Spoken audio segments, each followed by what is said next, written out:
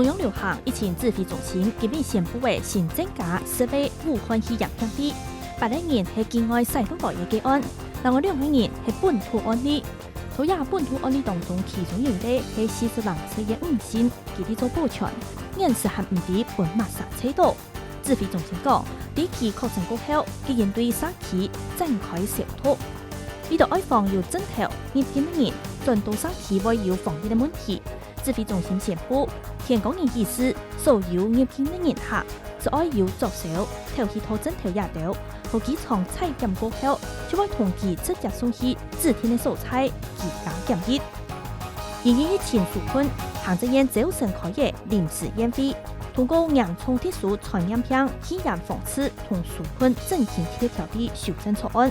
加碼特別預算新台幣1500億元，為下嘅紓困規模有1兆500億元。清明連續假期頭日，民眾因為疫情，較唔敢去坐台中運輸公司自家視察嘅。國土早晨就出現嘅當道差嘅，唔過當周邊嘅已經天天嘅接觸。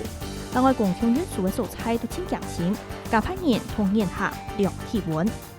全世界確診人數一下突破為93萬人。超過47000人死亡，疫情前離開嘅美國，除一個人感染人數超過21萬人，有5000人死亡。原來出生6禮拜嘅新生兒死亡。